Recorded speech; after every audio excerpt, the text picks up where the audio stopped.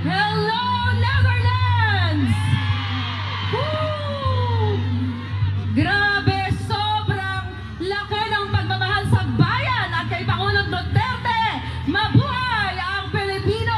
Mabuhay ang Pilipinas! Meron bang mga Ilocano dito? Woo! Yes!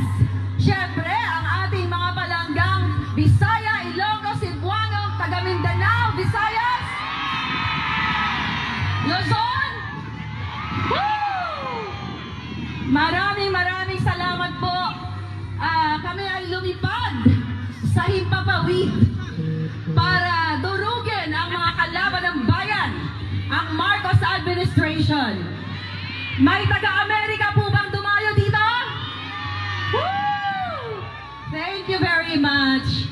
Mga kababayan, grabe, first time ko magsalita sa ganito karaming crowd. Madalas kasi nasa kusina lang ako, nasa isang sulok lang ng bahay, but now, ramdam ko yung inyong warm bodies!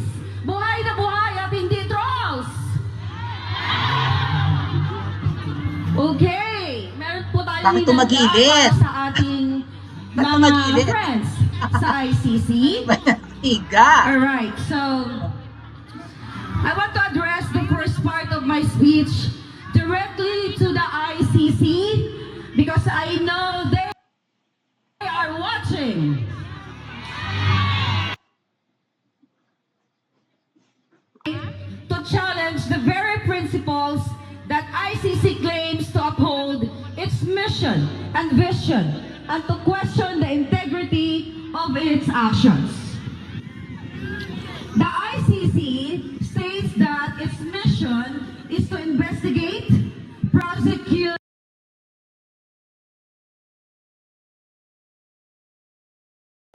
Buffering, ha?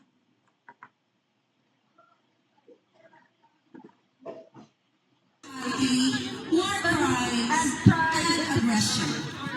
But I ask, does this mission not require due process? In the case of President Rodrigo Roma Duterte, we have witnessed a direct violation of that principle.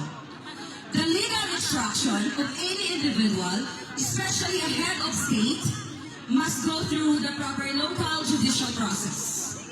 Even the ICC itself acknowledges that it does not replace national courts, but only intervenes when a state is unwilling or unable to prosecute. So why was President Duterte taken without going through the legal process in the Philippines?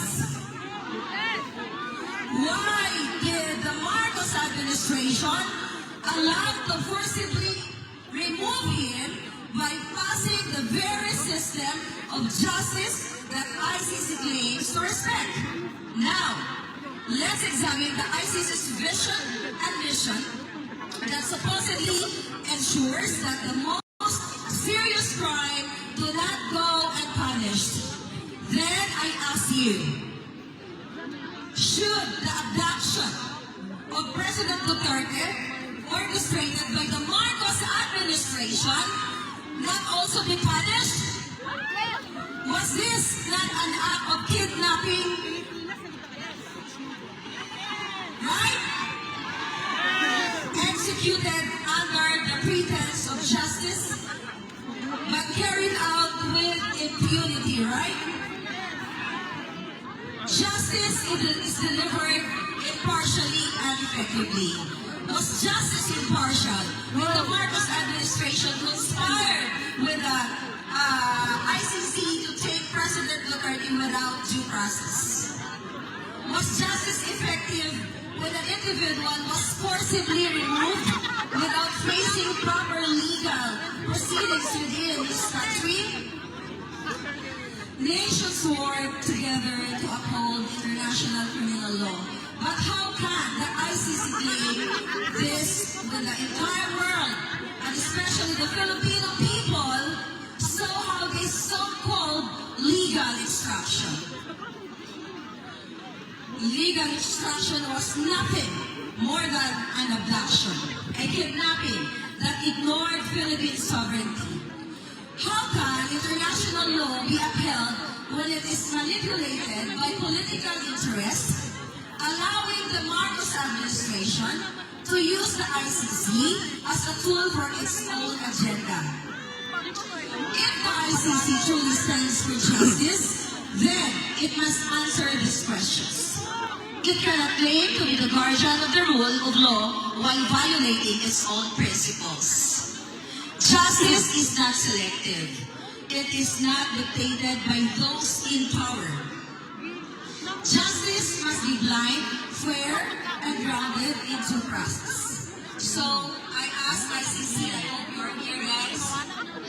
Have you truly delivered justice impartially and effectively? Or have you allowed yourselves to be used as a weapon for political persecution by the Marcos administration? The world is watching, the Filipino people are watching, and history will judge. Mga kababayan, nakakalungkot dahil mismo ang ating presidente, ang Marcos Jr. administration, ay ipinagkagulo ang ating Pangulong Duterte na nagmahal, nagbigay ng mapayapang airport for 6 years, tinapos ang kalimbala mga extortion sa airport, natakot ang mga negosyanteng tuliin. Extortion sa airport. Natakot yung mga negosyanteng tuliin. Dahil sila ay mga tax evaders. Binigyan ng 10 days, I believe 24 hours lang, ay nagbayad si Luciuta ng multi-billions na taxes na naibalik sa mamamayang Pilipino. Nagpapasalamat po ako dahil ang nangyari kay Pangulong Duterte, although masakit sa kanyang pamilya, ito ay divine intervention pa over the world. Dahil kayo ngayon, sa buong Europa ay nandito para ipakita ang pagmamahal not only for President Duterte, but sa lahat ng mga Pilipino sa buong mundo na kayo ay gising. Kayo ay nagmamahal sa bayan at hindi kayo bulag na nakikita na ninyo na ang presidente natin ay authenticated cocaine addict. The people of the Netherlands, I would like to let you know that the President of the Philippines, Ferdinand Marcos Jr., is authenticated cocaine addict. Why? I got the video authenticated in California. Kaya nga sabi ko sa inyo mga kababayan kanina sa vlog natin, meron ba kayong mga posters na bangag si bangag? Hindi kayo nakapaganda. Sa susunod natin, dapat meron tayo nun. So anyway, mga kababayan, sa hindi po nakakilala sa akin, ako po si Maharlika, dating supporter ng Marcos administration, nabudol, umasa sa unit team. Yes! Nanalo si Marcos Jr. Questionably pa kanyang pagkapanalo dahil merong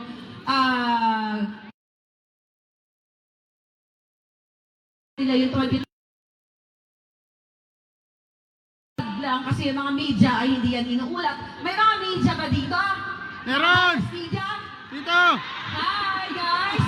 Sana iulat nyo yung tama sa Pilipinas. Sana iulat nyo yung pagiging authenticated na bangag ni Marcos. Nahawak ko yung authentication actually, yung letter. But anyway,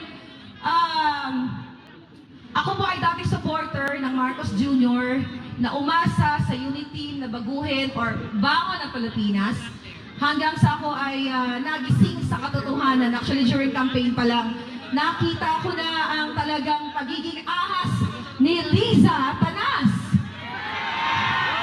Bakit ka mo? Noong April 2022, nung ako ay napunta sa campaign na parang katulad nito, no? nakita ko na yung hindi magandang pangitain, kaya minessage ko siya kasi personally, nagte-text kami, sabi ko sa kanya, Hitad. Hindi ko matawag yung pangalan niya.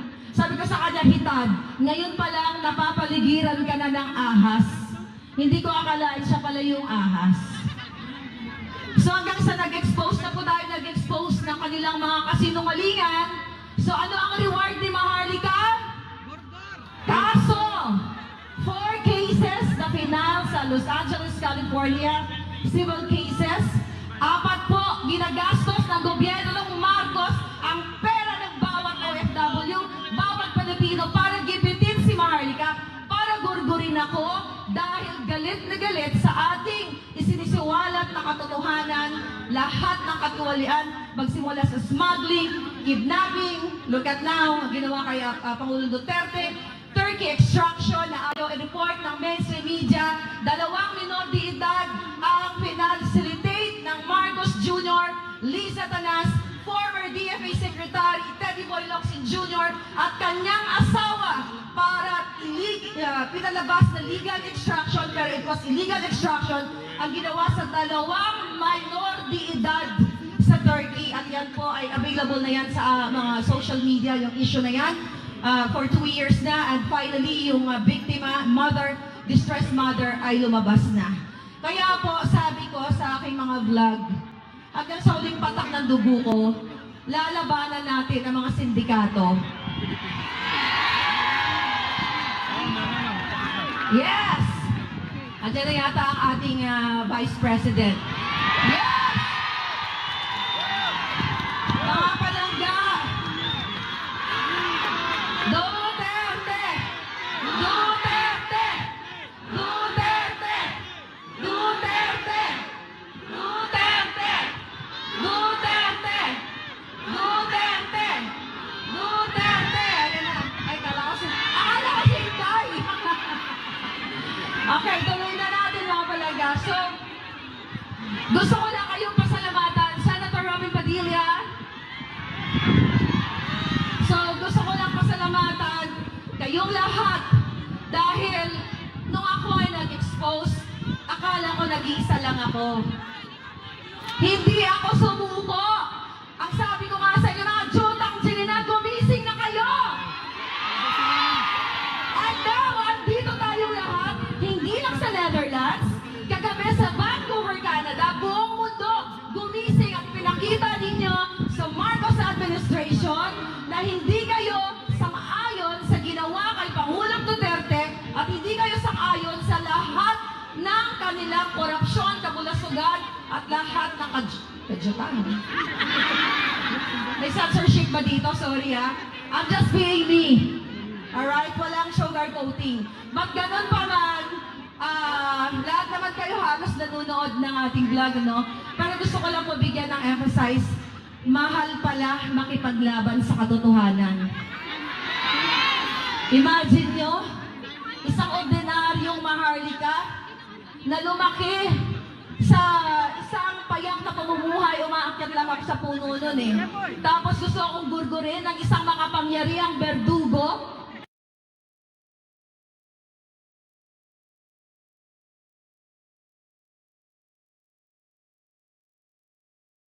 Huwag po kayo matakot. Dahil isa lang ang buhay natin. Kung mahal nyo yung bayan nyo, mahal nyo yung inyong mga anak, yung mga kinabukasan nila, huwag tayong sumuko sa pakikipaglaban. Sanay po kasi tayo sa Pilipinas na kapag congressman, mayor, natatakot tayo na gano'n eh. Kasi sinisindak tayo. Pero ngayon po nakikita ko ang tatapang niyong lahat. Dahil yan ang tunay na Pilipino. Maging matapang. Bakit naman tayo matatakot sa mga adiktus na sumisira ng kinabukasan ng bayan? Imagine nyo isang Maharlika, 4 na kaso. Sinong gumastos? Dalawang designers ang nagkaso sa akin. Yung isa, dati ko pa tinulungan. Thank God, case dismissed with prejudice. 3 cases, I'm still fighting. Alam nyo, bago pa ito ginawa kay Pangulong Duterte, itong extraction, kay Inday Sara, impeachment, na ibulgar na natin to 2023. Well, ako yata mas nauna akong kinasuhan kaysa kay Vice President Sara Duterte. But anyway, eto yung kanilang O-plan.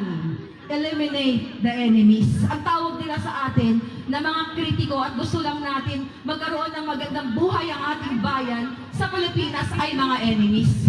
Paano maging enemies itong mga OFW na nagsusumikap dito, naghahanap buhay para magkaroon ng magandang kinabukasan ng kanilang mga anak, kaysa sa mga nakaupo sa Malacanang na walang ginagawa kundi ang suminghot.